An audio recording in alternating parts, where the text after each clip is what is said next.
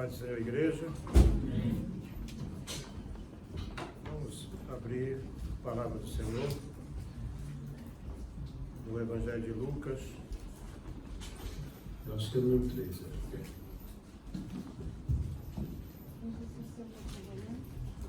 Capítulo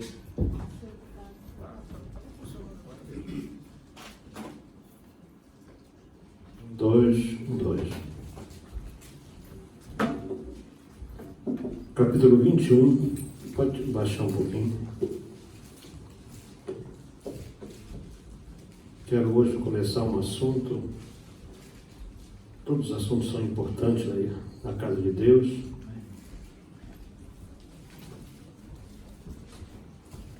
Mas, diante do tempo que nós vivemos, eu penso que é muito importante nós estarmos sempre alertas acerca dos acontecimentos que dizem respeito à volta do Senhor Jesus para buscar a sua igreja. E gostaria que os irmãos, portanto, nos acompanhassem nesses primeiros versículos aqui de Lucas, capítulo 21. Os primeiros 6 versículos. Dando tempo para todos se organizarem. E olhando ele, viu os ricos lançarem as suas ofertas na arca do tesouro. E viu também uma pobre viúva lançar ali 2 pequenas moedas. E disse: em verdade vos digo que lançou mais do que todos esta pobre viúva, porque todos aqueles deram como oferta para Deus do que lhes sobrava, mas esta, da sua pobreza, deu todo o dinheiro que tinha. Eu vou ler mais uma vez. E olhando ele, viu os ricos lançarem suas ofertas na arca do tesouro. Era também chamado de gasofilácio, em algumas versões. E viu também uma pobre viúva lançar ali 2 pequenas moedas. E disse: em verdade vos digo que lançou mais do que todos esta pobre viúva, porque todos aqueles deram como ofertas de Deus do que lhes sobeja, mas esta, da sua pobreza, deu todo o sustento que tinha. Meus queridos irmãos, diferente do que muitos podem pensar, o sermão do templo, e é isso, porque Jesus pregou alguns sermões, né? Ele pregou o sermão no Mar da Galileia, ele pregou o sermão do monte, pregou o sermão da cruz, que falamos aqui alguns dias atrás, e pregou também o sermão na sinagoga lá em Cafarnaum. E aqui no templo ele pregou este sermão de caráter muito mais escatológico, ou seja, diz respeito às coisas do fim, mas não é apenas esse caráter que tem esse sermão, porque nesse sermão ele ministrou sobre oferta, sobre orgulho religioso, sobre escolhas erradas, sobre juízo próximo, enganos, perseguições para o povo de Deus em todo o seu tempo na terra e, finalmente, o que está previsto acontecer no fim dos tempos de Israel, da igreja e da humanidade. E eu gostaria de começar esse assunto com uma pergunta que talvez você não tenha se feito ainda, mas é bom fazer. Por que razão será que as pessoas procuram uma igreja? Por que razão que elas vão, né, a uma igreja? Eu estava fazendo hoje de madrugada e isso me tirou da cama mais cedo. Fui acordado mesmo por causa disso aí. e era o Espírito Santo me interrogando acerca disso. E eu tentei fazer uma comparação entre o culto nos primeiros tempos, né? Depois os cultos na igreja e os nossos cultos hoje. Por exemplo, quando nós observamos, e se nós formos falar de um lugar, né, temos que pensar no tabernáculo, como eram as celebrações no tabernáculo. O tabernáculo não tinha coral, né? O tabernáculo não tinha instrumentos musicais, não havia no tabernáculo, lá não tinha. No templo depois passou a ter só quando Davi colocou isso aí. As pessoas vinham ao santuário especificamente para apresentar algo para Deus. A primeira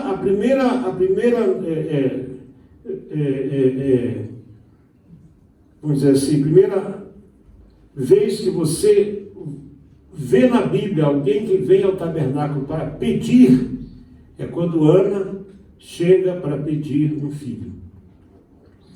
O autor do livro, um livro muito conhecido, um livro missionário, inclusive, chamado Fator Melquisedeque, que nós já tivemos aqui na nossa livraria, em que o autor analisa a espiritualidade do ser humano, né? O ser humano como um ser espiritual. Ele mostra que o ser humano sempre buscou algo ou alguém para se submeter a esse algo de maneira espiritual. Alguns estudiosos dizem que a Torre de Babel, ela seria, na verdade, um zigurat, né? Ou seja, seria um templo, pelo menos a sua base seria um templo para talvez um dos deuses daquela altura. Mas se você for observar em todas as culturas da Terra, mesmo onde é proibido, sempre alguém procura algo para ser o seu Deus. Paulo constatou isso quando ele chegou em Atenas, e ele viu lá, né, naquele grande templo que havia ali, havia altares para todos os deuses conhecidos, e ele viu um pequeno nicho lá, um cantinho, escrito assim, ao Deus desconhecido. E Paulo usou isso aí para falar do Deus verdadeiro. Por que será que por que será então que as pessoas procuram hoje, né? Vamos deixar de lado os tempos antigos, em que não havia toda essa estrutura para atrair a pessoa? Não havia isso, quer dizer, hoje temos, se a igreja não tiver energia elétrica, se a igreja não tiver aparelhagem de som, ninguém gosta, se não tiver música, não tiver isso, se tiver calor e não tem ar-condicionado, todos reclamam, se tem ar-condicionado é porque está frio demais, enfim, a igreja se tornou um lugar de reclamações. Por que será que as pessoas então vêm à igreja? Vamos ver algumas razões pelas quais elas vêm. Algumas pessoas vêm à igreja para visitar. Elas vêm, por exemplo, a templos hoje se tornaram verdadeiros pontos turísticos. As pessoas vão lá para visitar, para ver como é que é o templo, ver a estrutura, ver isso, ver aquilo. Eu passei por uma igreja aqui em Joanesburgo que eu não conhecia, foi na segunda-feira, e segundo ouvi, todos os ricos da cidade vão para essa igreja. Eu gosto para lá, porque a igreja ela é uma coisa monumental, né? Gigantesca. Não é a Rema, não estou falando da Rema, não. É algo muito mais luxuoso do que Rema, né? E as pessoas vão lá para poder, elas querem ser membro, porque ser membro daquela igreja é fator de status, né? Não é o fato da pessoa ser um cristão, né? Não é o fato da pessoa ter seus pecados perdoados que lhe dá um status, não, é ser membro da igreja X. Algumas pessoas vão à igreja para, quando tem alguma necessidade, elas vão orar, né? E quanto maior a necessidade, mais cedo a pessoa chega e ela então vai orar. Outras vão, pouquíssimas vão com a intenção, né, decidida, assim, intenção decisiva de ofertar para Deus. Algumas vão para mesmo quando a oferta é um desencargo de consciência, com medo de ir para o inferno se não dá a oferta certa. Eu estou sendo honesto, irmão. Se você não gosta de ouvir palavra honesta, então não vem aqui. Vá para onde aí, vão só amaciar a tua cabeça e a tua mente aí. E algumas pessoas vão para, porque gostam da igreja, elas gostam de estar ali.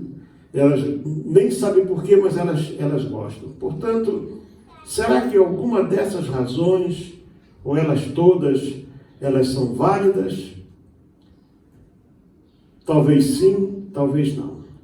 Vejamos alguns exemplos na Bíblia, entre outros, que podem ser mencionados, de razões pelas quais as pessoas procuraram Deus no santuário. Se nós deixarmos de lado o período do deserto, que ali a coisa era muito apertada, muito rigorosa mesmo, vamos entrar no período dos juízes, nós vemos que o primeiro exemplo que nós conhecemos é de Ana, está lá em 1 Samuel, capítulo 1, você pode, portanto, ir para lá e nos acompanhar nessa leitura interessante da primeira pessoa que a Bíblia menciona que vai ao templo uma vez por ano, segundo nós vemos aqui na narrativa. Samuel, capítulo 1, verso 1, diz assim: houve um homem de Ramataim Zofim, da montanha de Efraim, cujo nome era Elcana, filho de Jeorão, filho de Eliú, Efrateu, portanto, ele era de Belém, ele era belemita. Efrateu, ele era de Belém. E este tinha duas mulheres, o nome de uma era Ana e o outro era Penina. Penina tinha filhos, porém Ana não tinha filhos. Subia por este homem da sua cidade de ano em ano a adorar e a sacrificar ao Senhor. Então, todos os anos, este homem, chamado Elcana, ele vinha lá das terras de Efraim, e esse homem certamente era da tribo de Levi. Ele vinha para oferecer sacrifício, ele vinha para trazer seus dízimos, ele vinha para trazer as suas ofertas, enfim, ele vinha para cumprir aquilo que a lei determinava. Uma vez que ele morava longe, ele vinha uma vez por ano ali, e ele vinha para ofertar, e as suas mulheres vinham com ele. Subia, pois, este homem da sua cidade para sacrificar em Siló, onde estava o tabernáculo. E ali estavam os sacerdotes, Hofni e Finéias, os filhos de Eli. E sucedeu que no dia em que Elcana sacrificava, dava ele porções de sacrifício a Penina e aos seus filhos e suas filhas, portanto era um homem que tinha uma família grande, e para Ana dava uma porção maior, porque ele amava Ana, porém o Senhor tinha fechado, amados. Ana era estéril.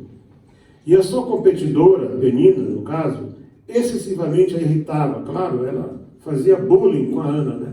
Você é um ventre seco, você não presta para nada, você é uma mulher que não dá filho. Imagina a confusão que era aquilo ali. E assim o fazia ele de ano em ano, quando subia à casa do Senhor. Assim a outra a irritava, pelo que chorava e não comia. Então nós vemos aqui um caso de uma pessoa que ficava zangada e com isso não comia. Então Elcana, seu marido, dizia: Ana, por que choras? E por que não comes? E por que está mal o teu coração? Não sou eu melhor do que 10 filhos? Quer dizer, realmente o Elcana gostava da Ana. Então Ana se levantou depois de que comeram e beberam em Siló, e Eli, o sacerdote, estava sentado numa cadeira junto ao pilar do templo. Esse era o costume dele. Você vê que Eli morreu sentado, né? Quando ele teve a notícia de que Israel perdeu e a arca foi tomada, diz que ele caiu da cadeira, ele era gordo e velho, ele caiu e quebrou o pescoço. Ela, pois, com amargura de almas, orou ao Senhor e chorou abundantemente, e votou um voto.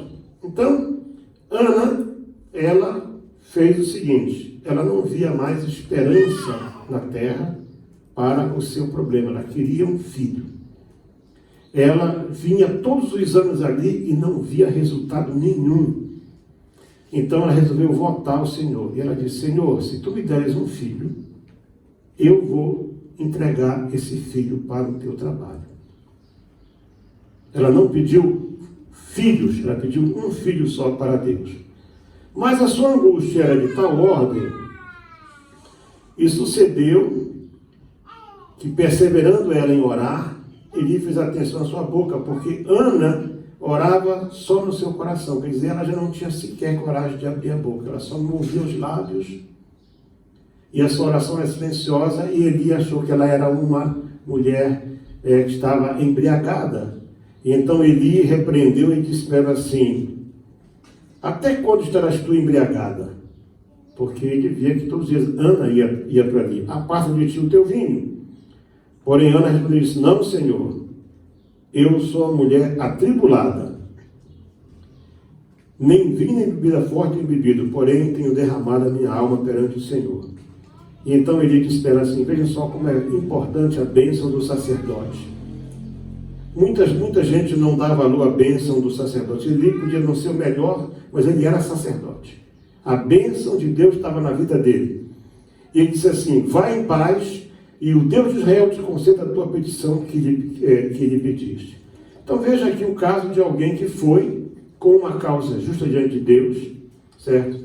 E nós sabemos que isso aconteceu, e 1 ano depois ela volta ali, ela já era mãe de Samuel, e 3 ou 4 anos ou 5 anos depois, ela traz Samuel e entrega no santuário, e esse moço ele se tornou, ele juntou em si 3 ministérios, ele se tornou juiz, né? Ele se tornou sacerdote e se tornou profeta, porque ele era a pessoa que sacrificava ao Senhor.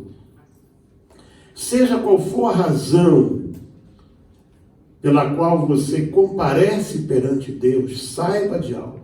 É bom você ter em mente uma coisa: Deus vai olhar para dentro de ti. Deus vai sempre olhar o que está no teu coração. Eu conheço pessoas que entraram num templo. Eu conheço um que entrou atrás de uma namorada, atrás de uma jovem. E ele foi para lá e a moça disse para ele assim: olha, quando você se converteu, eu namoro contigo. E ele se converteu e ela não namorou. Aí disse agora, então, quando você se batizar, ele se batizou, ela não quis nada com ele. Aí ele disse: olha, quando você for batizada com o Espírito Santo, eu vou te aceitar. Ele buscou o batismo, ele foi batizado com o Espírito Santo. Quando ela veio, ele disse: não, agora eu não quero mais nada contigo. Agora eu já tenho salvação, tenho graça, tenho batismo. Agora eu vou orar para Deus me dizer se você realmente é a pessoa que Ele quer para a minha vida. E ela perdeu o marido. Então, as pessoas podem vir. Eu conheci um, esteve na minha casa, ele era um enfermeiro e ele era drogado. Ele trabalhava num hospital psiquiátrico e ele nos contou lá em casa, dentro de casa, que ele, para poder aguentar aqueles serviços, né, aqueles horários, tudo, ele se trocava mesmo. E ele então começou a ir num culto. E quando ele chegou na porta da igreja, um demônio disse: eu não quero que tu entres aí. Por quê? Porque tu és meu. Ele disse: não, eu não sou teu, não sou de ninguém, eu vou entrar. Aí ele, por opinião, entrou. Ouviu a palavra. Quando ele foi levantar a mão, o bicho bateu: não levanta a mão que eu não quero que tu seja. Por quê? Porque tu é meu. Não, eu não sou teu, eu agora quero ser de Jesus. Então ele era drogado, endemoniado, possesso, oprimido, mas a vontade dele, quando ele ouviu a palavra, o libertou. E ele agora era um missionário, estiveram na minha casa, um casal jovem ainda. E os dois juntos eles eram uma farmácia ambulante. Eles tomavam uns 10 remédios e eram uns 15. Cada remédio pior que o outro. Mas eles estavam servindo a Deus. Então, muitas vezes nós, a pessoa, quando eu melhorar, eu vou procurar a igreja. Não. Você tem que procurar, você tem que vir como você está. Você tem que vir para o Senhor como você está. Quem vai fazer mudança na tua vida é a palavra dele. É ele na tua vida que vai fazer mudança. Você sozinho não vai conseguir mudar nada. Sabe, pastor, eu estou me acertando. Você não vai se acertar nunca. Porque você sozinho não vai conseguir. Uma certa ocasião, Jesus contou uma história sobre um fariseu rico e um publicano, que eu penso que era pobre. está no mesmo Evangelho de Lucas, capítulo 18, verso 9 a 17, diz que enquanto que o fariseu se exibia diante de Deus, exibia as suas qualidades, né? E isso fala de orgulho religioso, ele dizia: Senhor, não há ninguém melhor do que eu. Eu não peco, eu não minto, eu não roubo, eu dou dízimo, eu não sou adúltero, eu não sou nem como esse publicano miserável aqui do meu lado. Quer dizer, ele foi se exibir diante de Deus. Ele foi dizer aquilo que ele era, que ele achava que ele era. E diz que o publicano nem levantava a cabeça. Ele não tinha coragem de levantar, ele batia no peito e dizia: Senhor, tem misericórdia de mim, pecador. Então a Bíblia diz que esse publicano desceu para sua casa justificado e o outro não. Que o outro se achava justo demais. Ele era tão justo que ele foi rejeitado por Deus. Então ele ia ao templo para se exibir. Para exibir quão bonzinho ele era. Quão honesto ele era, quão íntegro ele era. E o Senhor não gostou disso aí.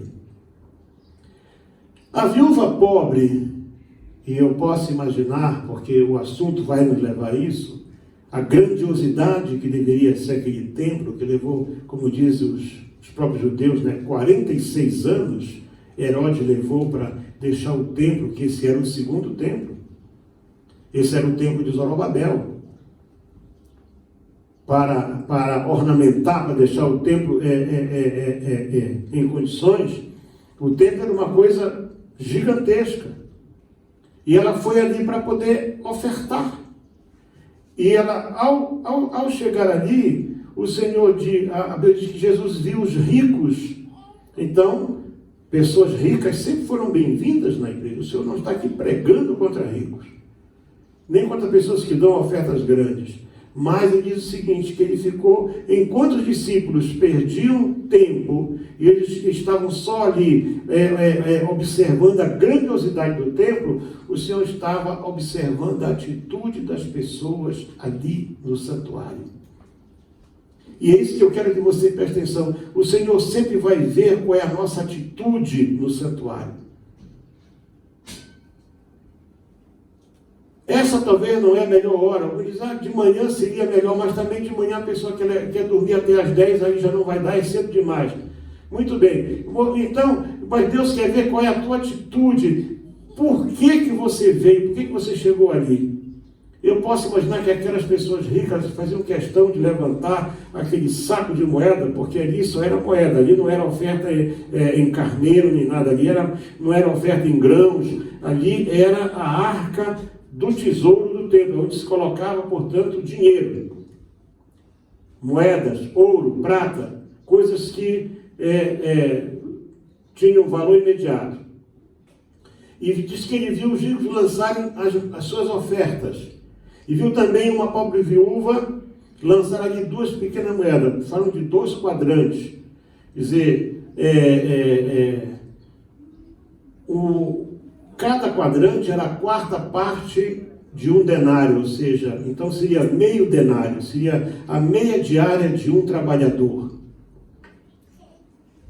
Vamos considerar que isso já é uma oferta bem interessante, porque uma pessoa que ganha a sua diária, tirar metade dela para dar, agora ela era uma viúva, então ela supostamente não trabalhava, ela vivia talvez da caridade, ou então de algum familiar, de um filho, e diz que ela foi e colocou 2 moedas. E Jesus disse assim, ninguém perguntou, ele viu e falou, olha, em verdade vos digo que ela deu mais do que todos, porque todos eles colocaram ofertas para Deus daquilo que estava sobrando. Esta da sua pobreza deitou todo o sustento que tinha. Interessante notar que, em vez de admirar a imponência dos edifícios na área do templo, o Senhor ficou observando as pessoas que traziam as suas ofertas e as depositavam. Vocês sabiam que é um tipo de crente que ele faz questão de chegar depois da palavra da oferta, para não se sentir obrigado a dar? sentir obrigado a dar oferta. Ponha algo dentro de ti. Oferta é algo que a pessoa dá porque quer dar.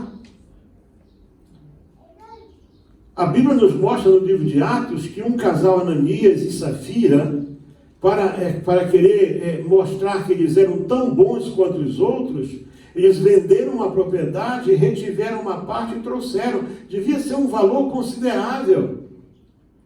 Mas ali, aquilo é chamado mentira ao Espírito Santo. Então não vale a pena, não é aquilo que você dá, mas sim como você dá.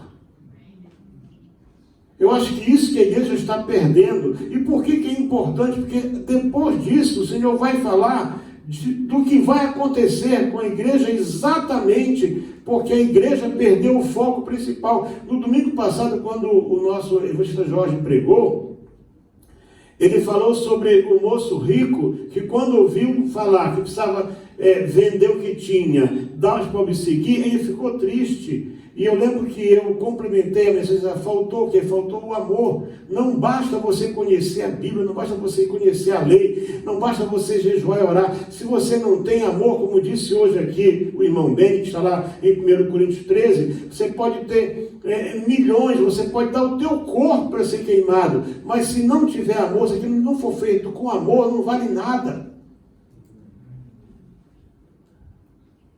O Senhor ressaltou aqui, e o que ele vai começar a falar, porque os discípulos vão chamar a atenção dele para o templo. Desde o primeiro tabernáculo no deserto, Deus instituiu um sistema de contribuições. Até antes, as contribuições antes foi para construir o tabernáculo, e depois era para manter o serviço, para manter a tribo sacerdotal, uma vez que Levi não tinha terra, Levi não tinha herança entre Israel. Se separaram algumas cidades para os levitas poderem habitar nelas. Então, a contribuição, o Senhor chegou a dizer, ninguém compareça perante mim com as mãos vazias. Então, muita gente diz, mas a igreja só fala de dinheiro, mas não sou eu que falo, é Deus que disse assim. Se você quer chegar perante Ele, e você quer ser recebido por Ele, não venha só pedir. Não venha só, parece aquela sanguessuga, dá. Venha trazendo algo que agrade a Deus. Pode ser a tua oração, pode ser a tua presença, a tua maneira de louvar, o que você abriu mão para estar ali. Deus quer ver algo de nós. Esse não comparecer com as mãos vazias não fala exatamente de dinheiro, mas sim o que você trouxe para Deus. O que você está trazendo para Ele? Qual é o teu culto para Ele? Aqui, portanto, cabe uma pergunta. O que estamos ofertando para Deus? É o melhor que nós podemos ou apenas os restos ou sobras? Algumas pessoas dizem, não, eu sou muito novo, quando eu tiver mais idade e não tiver assim tanta força, então eu vou... Quer dizer, então você vai entregar para Deus o que? Só a tua velhice, quando você não puder mais cair na gandaia, ir para a balada, ir para o cassino, hein? Ir para os restaurantes, ir para as bebedices. É isso que você tem para dar para Deus? Então você acha que Deus é tão sem respeito que apenas a sobra da tua vida que você acha, você ainda pensa que vai dar para Ele? Porque você não chegou lá e não sabe se vai chegar lá.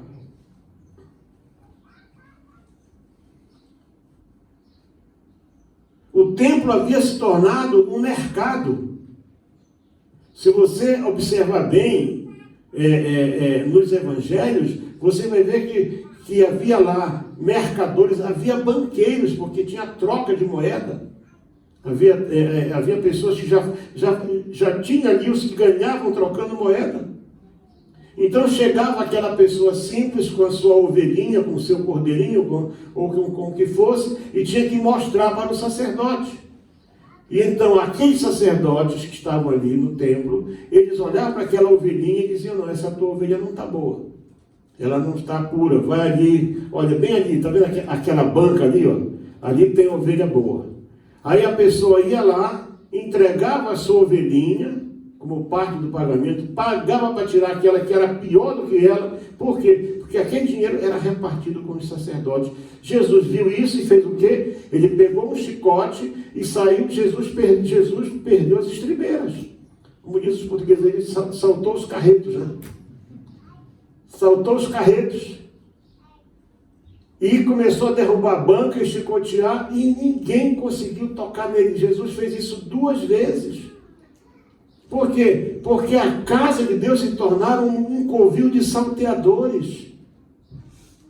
A pessoa que ia lá, ela já ia sabendo que a sua oferta não seria aceita. Irmãos, você traz oferta para Deus, não é para homem. O que você traz aqui, não importa aquilo que o homem é, você está trazendo para Deus. Tanto Jesus não olhou para nada mais, ele olhou para a atitude das pessoas que estavam trazendo a sua contribuição naquela hora.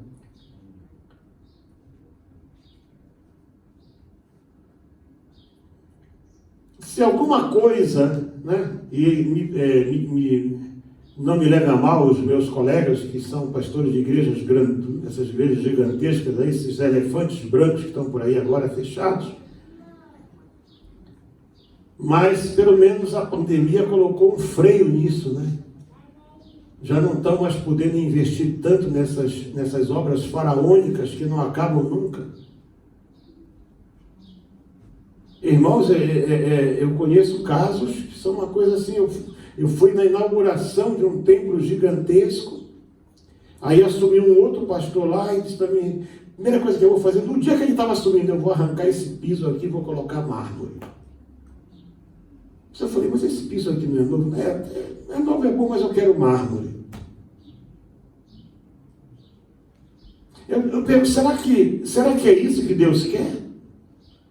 Que nós coloquemos mármore na igreja enquanto é preciso investir, enquanto o templo, vocês têm ideia de quanto custava manter aquele templo? Era uma fortuna. Para manter o templo sempre bonito, sempre limpo, sempre era um exército de homens para lá, e o dinheiro que entrava ali naquela era para custear também os que iam de aldeia em aldeia, então, os primeiros missionários que saíram, que era para ensinar as leis lá, os que estavam distantes. Então a igreja hoje está tal qual Israel estava. Por isso que 70 anos, 40 anos depois disso aí, o templo foi destruído. Porque a igreja perdeu o foco. Ela perdeu a referência. Israel perdera como a igreja dos nossos dias perdeu.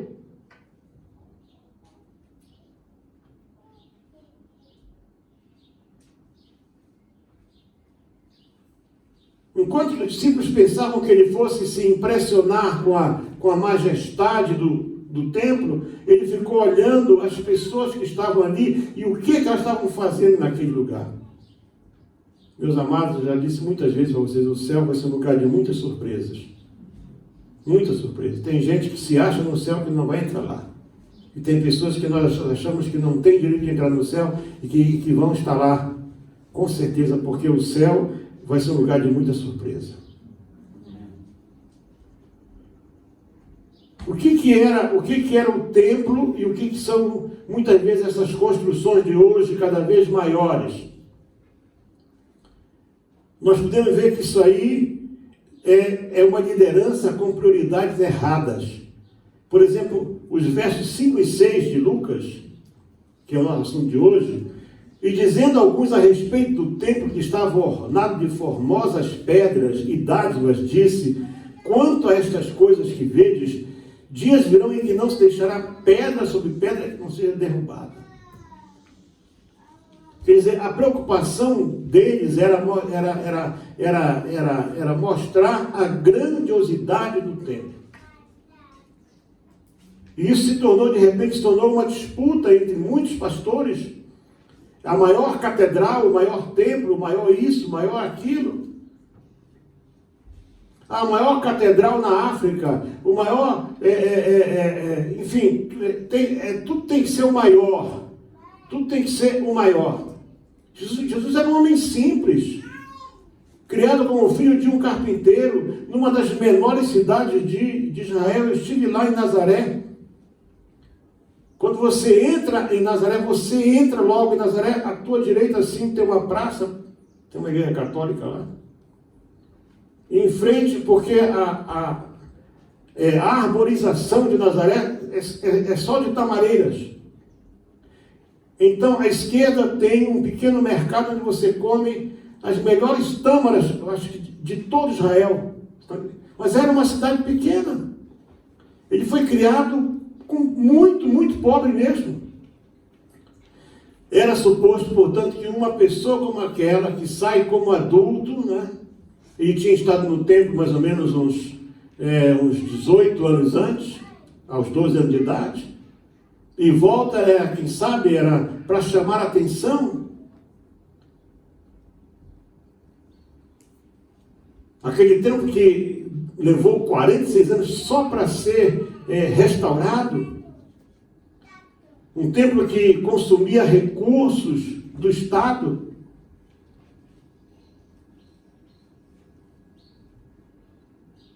Mas hoje, a igreja dos nossos dias, esta igreja que não está preocupada com o arrebatamento, que não está preocupada com os sinais dos tempos, que está só preocupada que a pandemia acabe para voltar a ter congresso, para voltar a ter congresso de jovens, congresso de irmãs, congresso disso, seminário não sei do que, encontro daquilo outro, para fazer grandes eventos. Esta igreja precisa acordar e saber que está chegando o tempo que não vai ficar, outra vez, não vai ficar pedra sobre pedra.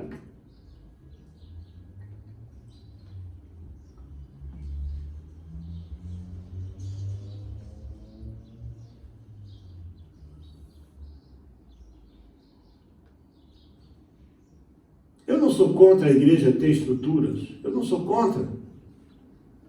Hoje o mundo exige que nós tenhamos certas, até mesmo você não pode funcionar, as leis nos cobram. Aliás, hoje há muito mais rigor para os templos do que em qualquer outra.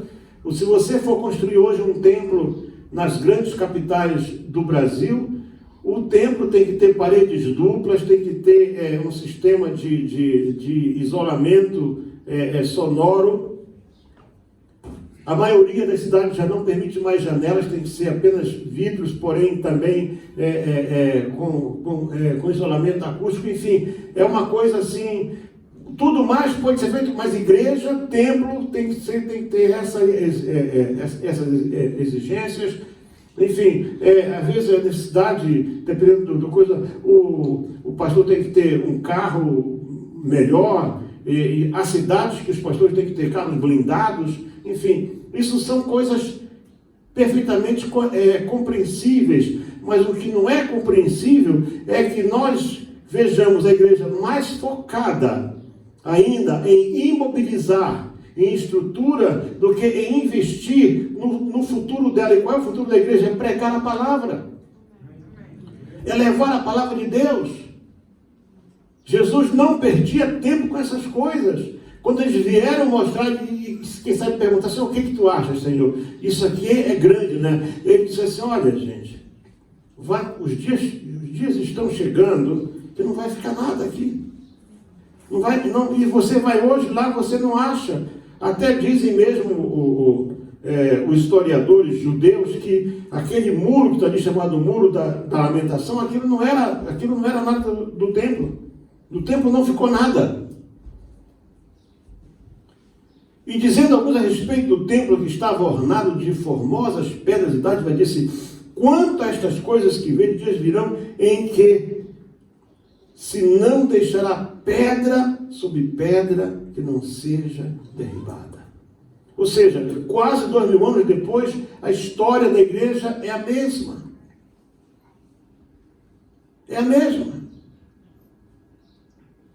Não tenha dúvida, anota aí no teu caderninho, daqui a 6 meses ou 1 ano, quando essa pandemia for controlada, quando já tiverem tomado vacina, quando a medicação que já existe para tratar, só falta soltar porque vacina custa mais caro, E as pessoas estão desesperando atrás de vacina agora?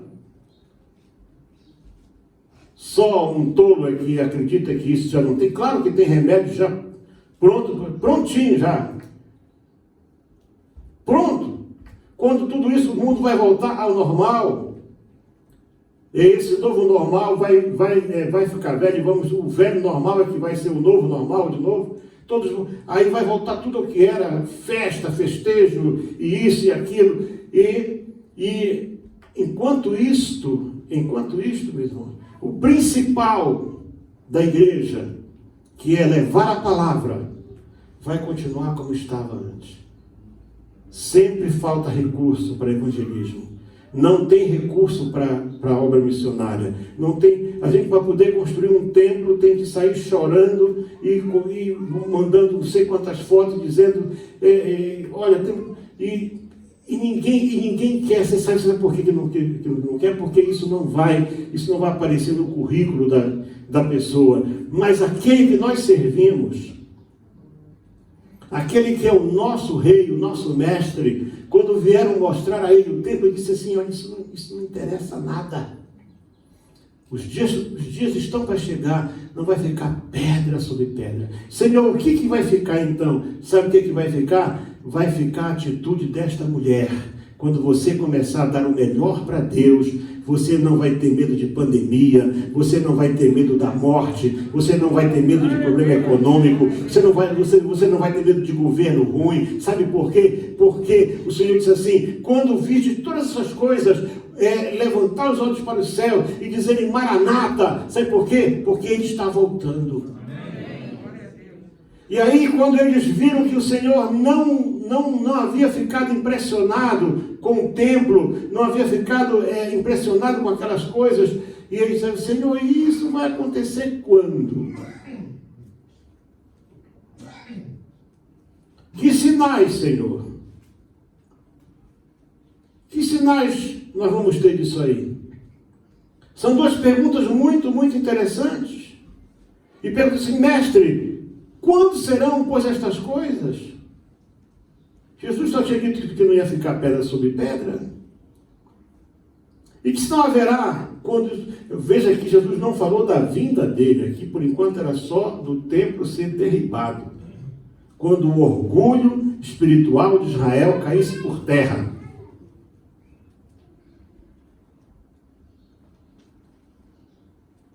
Eu vi agora agora saiu uma repórter, entrevistou aquele pregador, aquele Copeland, porque ele comprou agora um Gulfstream para ele, um jato, um dos mais caros que tem. E perguntou, ele disse, não, eu não viajo em classe comercial porque todo esse povo está endemoniado.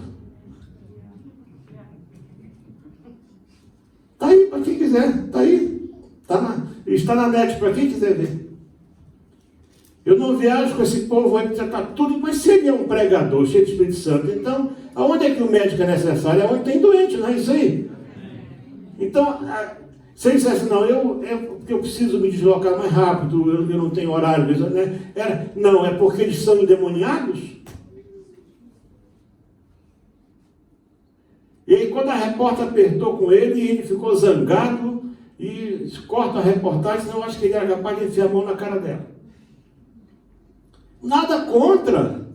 Se Deus abençoa a tua igreja, que você possa ter um Gulfstream, que é um dos jatos mais caros que tem, glória a Deus. Mas lembra-te daquele missionário que você mandou e que precisa levar a mensagem da palavra, porque sem igreja você não tem nada, meu amigo. Sem o povo, como a viúva que traz 2 moedinhas, você não tem nada. Vocês conhecem a minha história, alguns já conhecem. Eu, quando voltei, a segunda vez que eu voltei muito doente,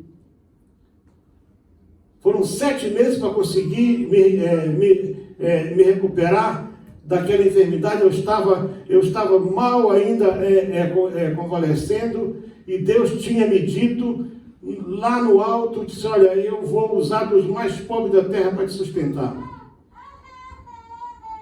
Eu estava num culto numa igreja de porte médio, aí um tempo umas 500 pessoas mais ou menos, e quase não era um dia como o de hoje, que íamos ter também Santa Ceia, e quando eu vejo, sai uma criancinha lá, bem da entrada do templo, uma menininha negra, e ela vem, e eu estava orando até. Ela bateu em mim assim, e falei assim, abre a mão. Quando eu abri, ela colocou 2 moedinhas na minha mão. E Deus disse, eu não te falei, é assim que eu vou sustentar. Tu já viste criança dar dinheiro para alguém? Esse era o dinheiro do docinho dela que ela trouxe para ti. É assim que eu vou fazer. Então, não despreza as 2 moedinhas. Porque aquele que recebe, ele dessas moedinhas, ele pode fazer milhões. Ele pode fazer milhões na tua vida, ele pode fazer milhões de saúde na tua vida, de prosperidade, de bênção. Tem gente ganhando dinheiro que não tem paz, não consegue dormir. O seu dinheiro está tirando o sono. E eles estavam preocupados justamente era com o tempo, Senhor, quando isso vai acontecer? Que sinal?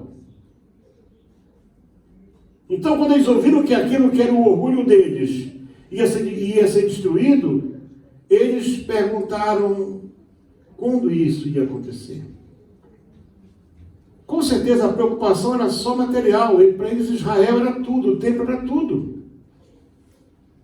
Eles não conseguiam olhar para Jesus como um salvador da alma, eles queriam que ele fosse um rei terreno.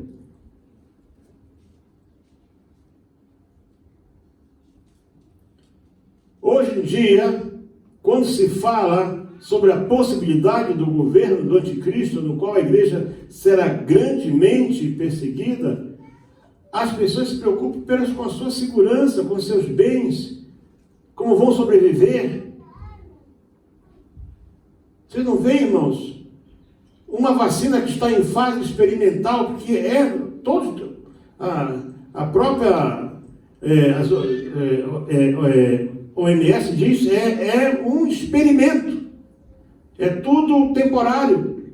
As pessoas estão brigando para poder se vacinar. Estão pagando para tomar vacina falsa. Vocês imaginem agora, quando chegar aquela altura, que quem não tiver a marca não vai poder comprar nem vender.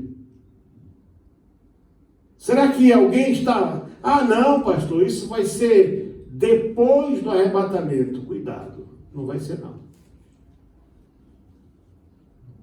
Porque a Bíblia diz que se aqueles dias não fossem abreviados, nem os escolhidos se salvariam.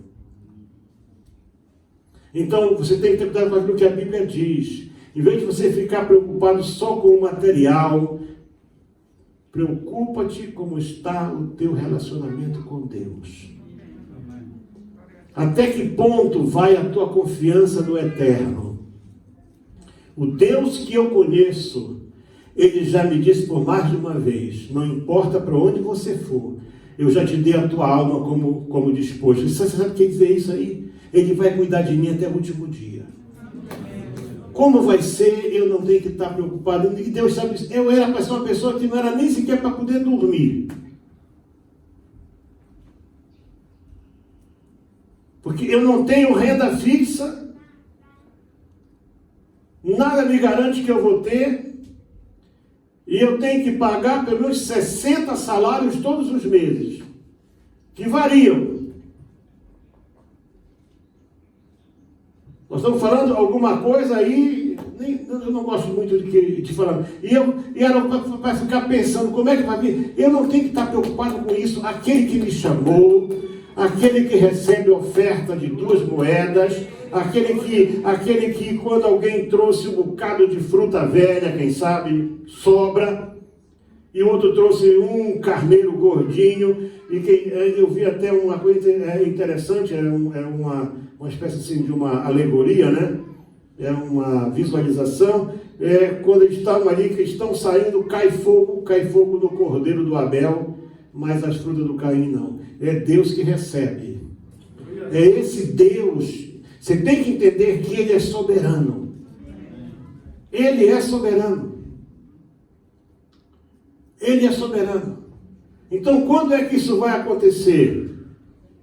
Sabe, está para chegar o momento em que a profecia maior de João, do Evangelho, capítulo 1, verso 11 a 13, diz assim: e veio para o que era seu, e o seu, ele vai vir para aquilo que é seu, outra vez, pela segunda vez. Ele vem para aquilo que é dele. E o que é dele? São os eleitos, são os escolhidos, são os separados, são aqueles que não se deixaram contaminar, são aqueles que não ficaram presos apenas com as coisas materiais. Ele vem, ele mais uma vez vai vir para aquilo que é seu. Ele vai vir para reinar. Ele não vai vir mais agora em cima de um jumentinho, não. Ele vai descer em glória. Ele vai vir aqui com espada. Ele vai derrotar as forças do anticristo. Ele vai vencer os governos da terra. Ele vai vir como vencedor, porque ele é vencedor. E quem estiver com ele também será vencedor. Nós temos que olhar para isso.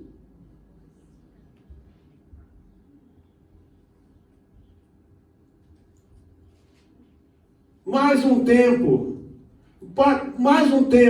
e os empregos vão voltar, e os negócios todos vão voltar. Não perca esse mesmo entusiasmo que você tem para poder orar e buscar oração, porque a coisa está apertada. A Bíblia nos mostra que todos os anos Ana continuou a vir ao templo, todos os anos ela trouxe Samuel, e ela teve mais um monte de filhos depois disso aí. Ela nunca parou de adorar só porque a sua bênção só porque a sua oração foi atendida. Tem gente que tem o seu caso resolvido e some da igreja. Tem uma bênção e vai logo estourar numa viagem, vai para lá, vai para cá, enfim, esquece de Deus. Não faça isso.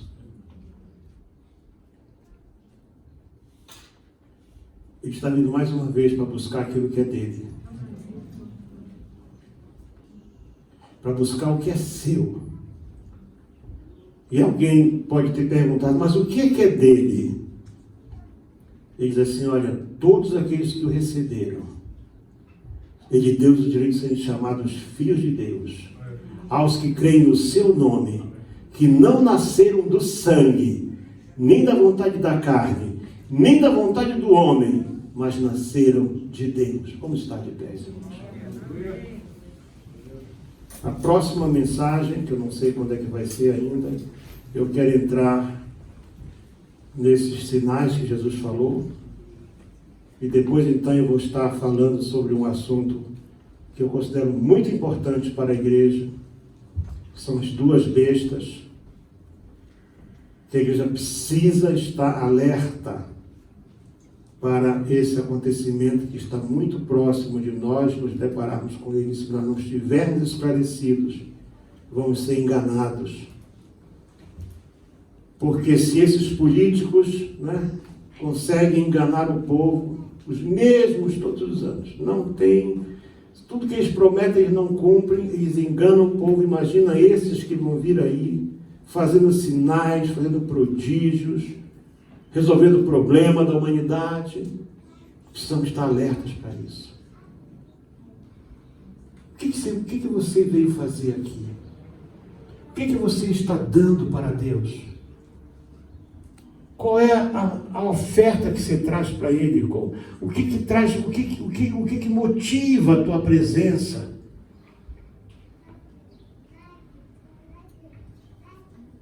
Estão fazendo campanha para as escolas reabrirem lá na América, não é porque querem os filhos estudando, não. Você sabe por que é? Porque com as crianças em casa, os pais não podem sair para trabalhar. A lei americana não permite deixar crianças, e se a pessoa não pode trabalhar, também não pode pagar alguém para estar na sua casa, cuidar. E onde é que vai arrumar uma cuidadora para cada casa? Problema social grave, escola fechada. Gravíssimo por causa disso aí. Não é porque a criança não consegue aprender, não. É porque a criança em casa precisa ter alguém em casa com ela. Mas tudo isso E você vai ver que Jesus vai trazer uma série de fatos aqui, ele vai narrar uma série, e vai dizer assim, mas olha, isso não vai ser para já, isso vai só princípio das dores. Vocês vão ver, eu vou falar sobre pragas. Eu estava vendo esses dias agora uma reportagem, os cientistas estão assustados pela primeira vez na história da humanidade, todos os vulcões do mundo estão acordando, todos. Tinha vulcão dormindo há mais de 40 anos, está tudo dando sinal. Mas o que está? Eles não sabem, eles não têm ideia, mas nós sabemos o que é isso aí. A natureza está dando um recado, olha, o rei está voltando. Aleluia! E você está preocupado com o quê? Você está preocupado só com a economia? Não, a economia vai acabar, mas a tua alma é eterna. Meu irmão, acorda. Minha irmã, acorda. Pai, mãe, filho, acorda. A tua alma é eterna. Teus sonhos podem continuar. Alguns vão estudar, vão se formar, vão até, quem sabe, conseguir algum nome, mas isso não vai ser por muito tempo.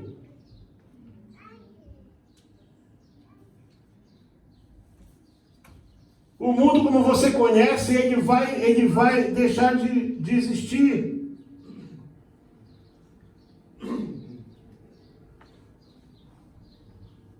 Cada dia mais se ouve falar a mesma coisa. Está tudo errado, temos que ter um recomeço. Temos que ter um governo só, uma só moeda. Temos que ter igualdade social. Já disse a vocês como é que isso vai ser, mas eu vou tornar a dizer outras tantas vezes como é que vai ser.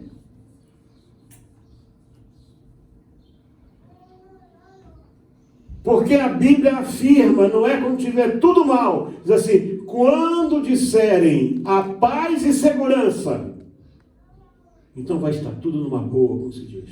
Todo mundo aí, ó, voando de Gulfstream.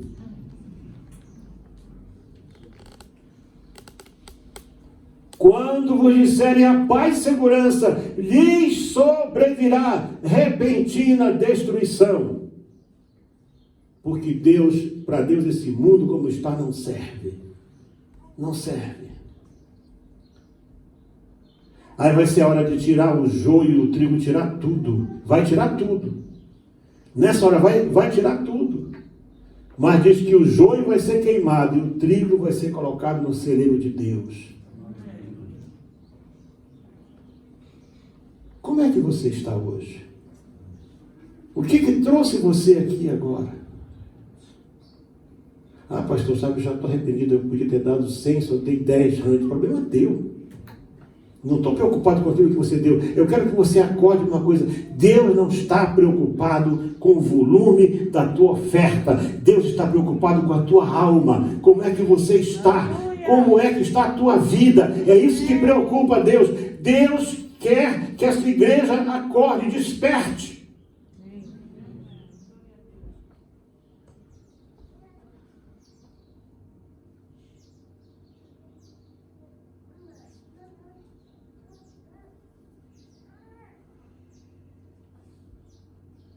Vou chamar a pastora para vocês fazerem uma confissão aqui.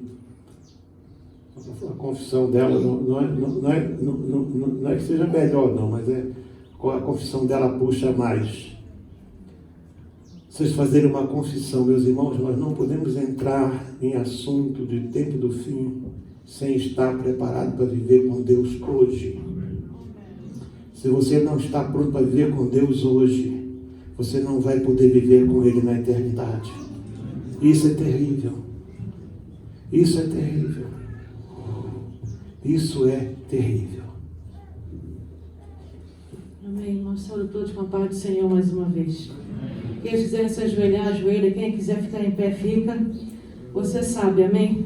Aquilo que você sente nesse momento fazer, mas lembre-se, você vai levantar sua mão direita, seja ajoelhado, seja em pé.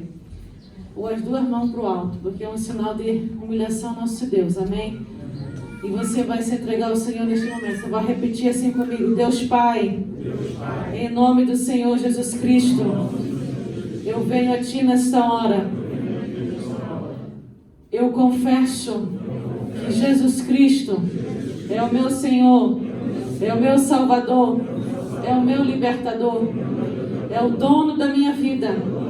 Eu entrego ao Senhor, Criador dos céus e da terra, a minha vida, todo o meu ser, tudo que eu sou, tudo que eu tenho e tudo que eu ainda vou ter. Meu Deus, meu Senhor, eu te peço, derrama agora sobre a minha cabeça e sobre todo o meu corpo o sangue de Jesus Cristo, o teu Filho. Me purifica, me santifica, me faz de novo uma nova criatura em ti. Senhor meu Deus, eu quero ter experiências contigo, não de ouvir falar, mas de contigo andar. Senhor meu Deus, nesta hora eu venho a ti e eu digo, de hoje e para todo sempre, eu rejeito todos os demônios familiares, eu rejeito todos os demônios dos meus antepassados, dos meus ancestrais, a religião falsa, ou as ideias erradas, conceitos errados que eles tinham. Eu não quero mais, eu não aceito, eu rejeito em nome de Jesus Cristo. Eu peço, meu Deus, que agora mesmo o Senhor Jesus Cristo, quando olha para mim, se o Senhor está vendo alguma área da minha vida que precisa ser restaurada, precisa ser transformada, precisa ser mudada, eu te peço, Senhor, me limpa agora. Tira o mal, Senhor. Tira a opressão, Senhor. Tira as amarras dos demônios. Tira o engano, Senhor, que a serpente maligna tem colocado. Eu rejeito agora e expulso da minha vida o espírito do engano, o espírito da desobediência, da rebeldia, da cegueira espiritual. Todo demônio que quer colocar no meu corpo algum engano, alguma ideia errada, o Senhor te repreenda. Sai da minha vida agora, sai da minha casa, sai da minha família, em nome de Jesus Cristo. Qualquer projeto de destruição está sendo ativado pelos demônios contra a minha vida, contra a minha família. Eu tomo autoridade agora, em nome de Cristo Jesus. Eu ordeno, projeto de destruição, estais anulado, desfeito, destruído, em nome de Jesus Cristo. Bruxarias, feitiçarias, curanderices, mágicas que foram lançadas, em nome de Jesus Cristo, está anulado, está desfeito, em nome de Jesus Cristo.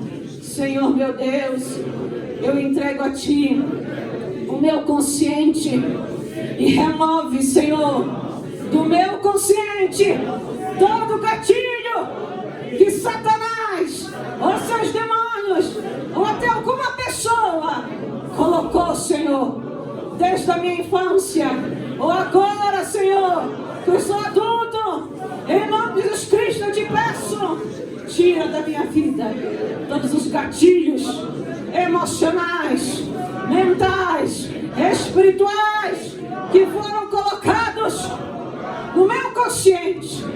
Senhor meu Deus, o meu subconsciente eu entrego a Ti.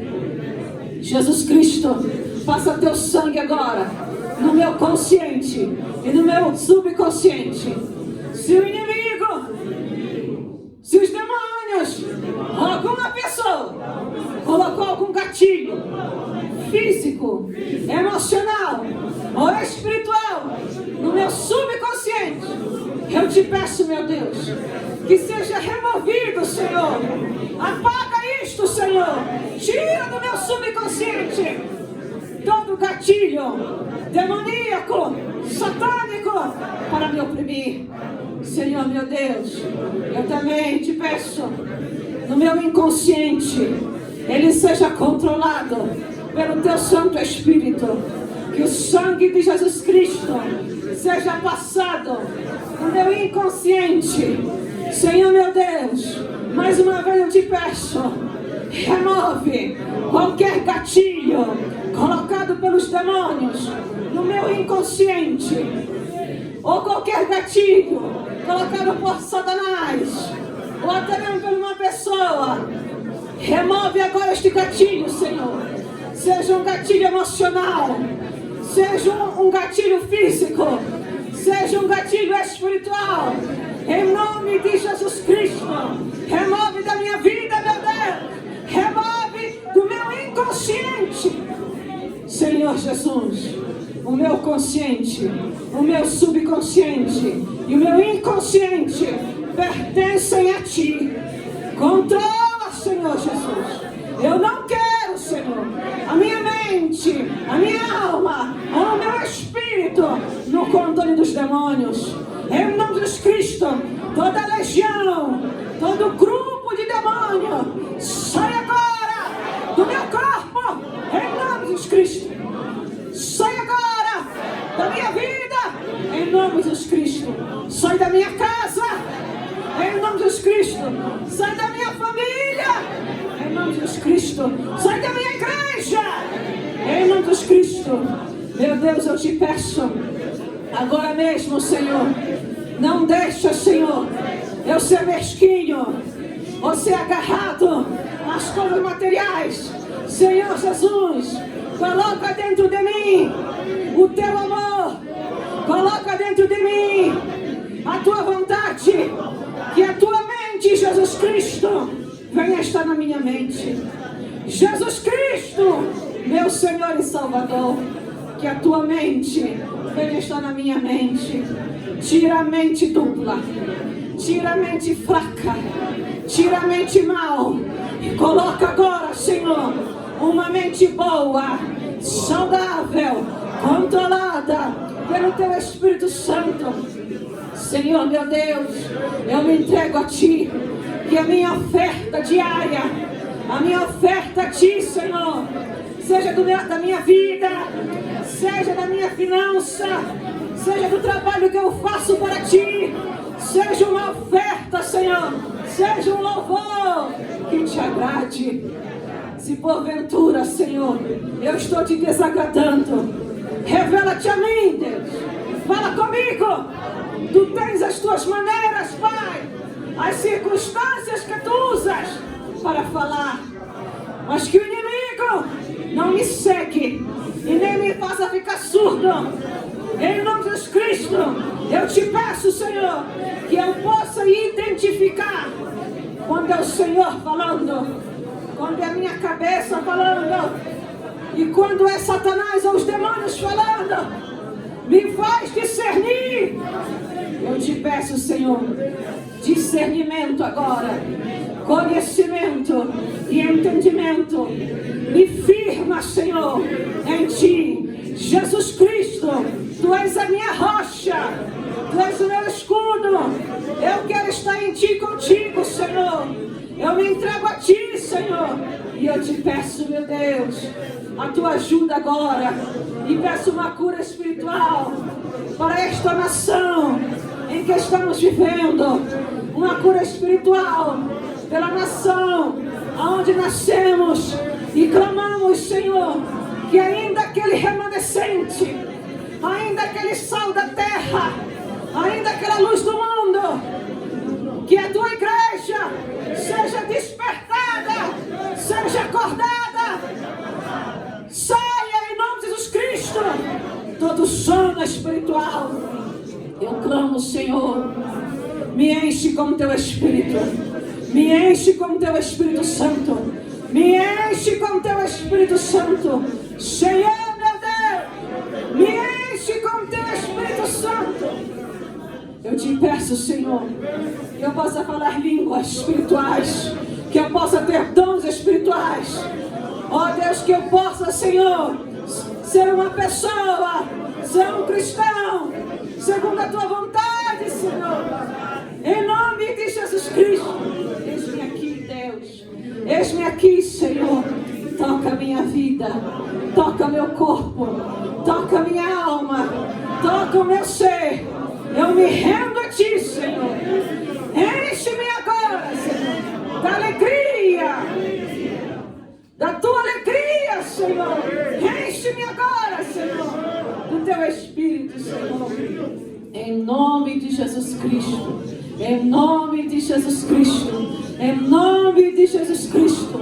Eu te agradeço, Senhor, por esta oportunidade que tu me deste de orar, de confessar e fazer estas petições. Obrigado, Senhor, por me ouvir, meu Deus. Obrigado, Senhor, por conceder esta bênção. Muito obrigado, Senhor. Se levante, meu irmão, minha irmã, e pelos próximos 3 minutos só exalta a Deus, amém? Não peça mais nada, você já pediu, Deus já sabe o que você precisa, mas você vai glorificar o nome dele agora. Eu não sei fazer, vai saber sim. Diga: eu te glorifico, Senhor, eu te adoro, Senhor. Tu és o meu Deus, tu és santo, tu és santo, tu és santo, tu és santo. Tu és digno, Senhor.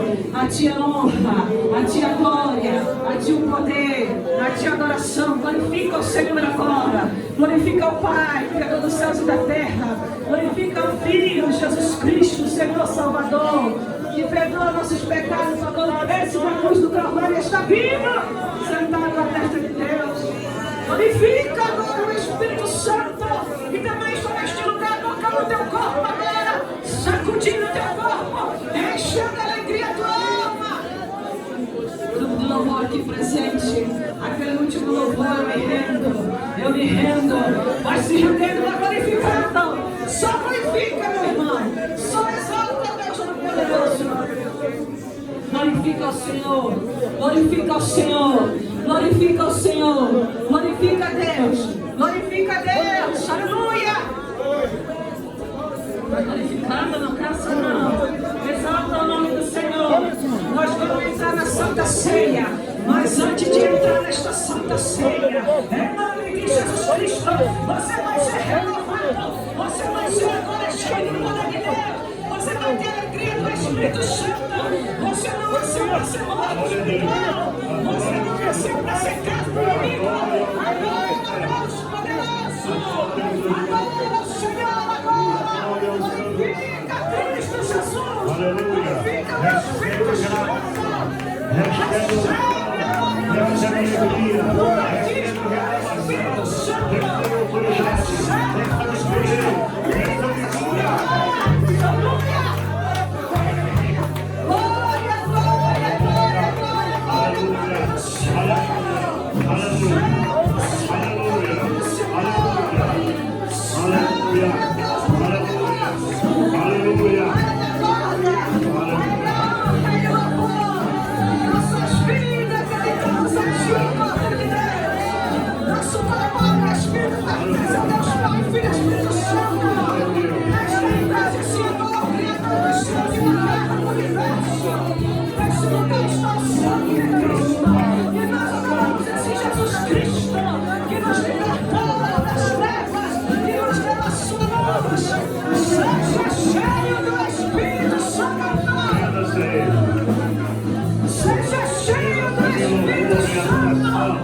Que a tua alma receba o consolo do Espírito. Que a tua alma receba o consolo do Espírito. Que a tua vida receba o consolo do Espírito. Aleluia! Glória a Deus!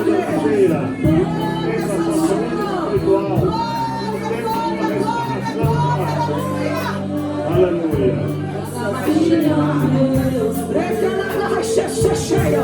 Você que não é batizado com o Espírito Santo, começa a glorificar Deus. Glorifica o Senhor. Você que nunca foi batizado com o Espírito Santo, levanta a tua mão para o alto, para você ser cheio do poder de Deus e derramar mistérios com Deus. O Senhor quer te encher do Espírito dele. Receba em nome de Jesus Cristo o batismo do Espírito Santo. Receba a vida agora em nome de Jesus Cristo.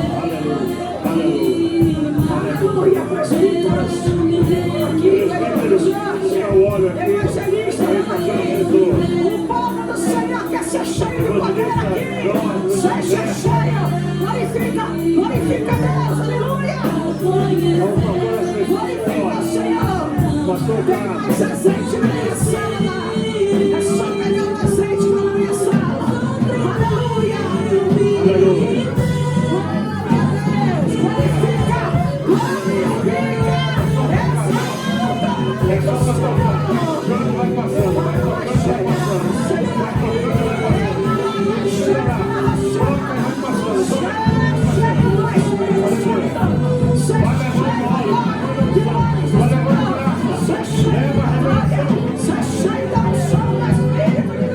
aleluia.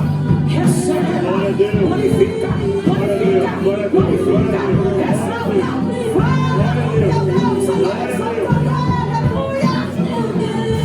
Aleluia. Santo é o Senhor. Santo é o Senhor.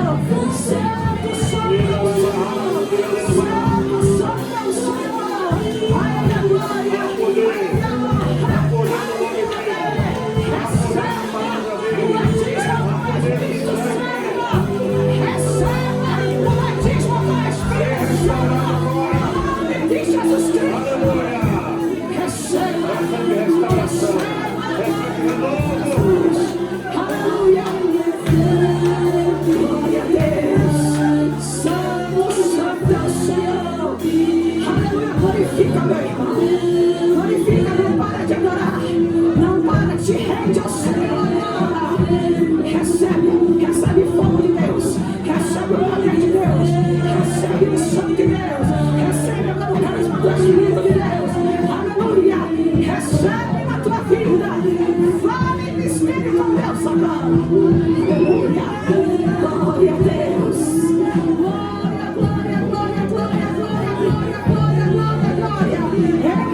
De Jesus Cristo, que a tua casa, que o teu corpo seja cheio do Espírito Santo. Aleluia. Glória a Deus. Santo. Aleluia. Santo.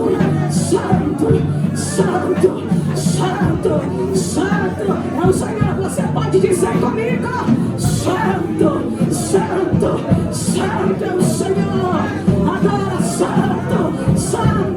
Santo é o Senhor. Glorifica.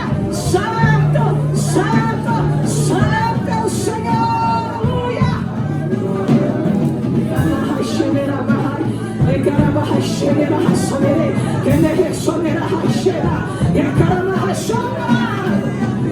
Aleluia. Aleluia. Santo, vai dizendo. Aleluia. Santo é o Senhor. Aleluia. Santo é o Senhor Jeová. Aleluia. Santo é o Senhor Jeová. Santo é o Senhor. Cara vai chegar. Cara vai chegar.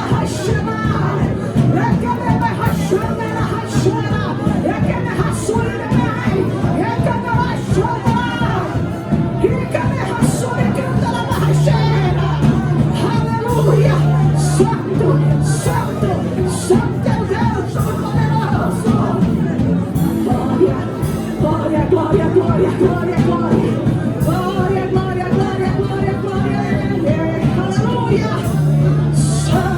o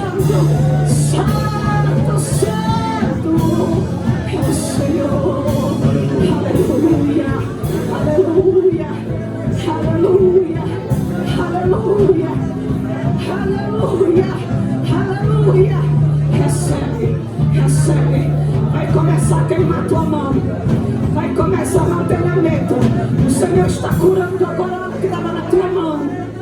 Tinha uma coisa aí. O Senhor está curando esta mão. E essa cura vai descer pelo braço e vai atingir a coluna. Em nome do Senhor Jesus Cristo. O Senhor está curando a tua coluna. O Senhor está curando o teu corpo. Está curando o teu coração. Está curando o teu fígado. Está curando agora a vesícula. Está curando o estômago. Está curando os rins. Está curando o teu útero. Está curando agora as tuas pernas, os teus joelhos, os teus ossos. O Senhor está limpando o teu sangue. O Senhor está limpando o teu sangue. Em nome de Jesus Cristo. E Ele está restaurando para Ele. vaso de honra. Ele diz: eu quero que tu sejas vaso de honra para mim.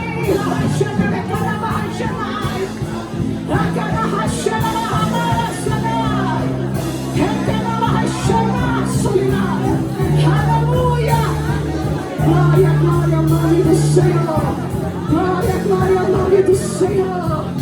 Aleluia!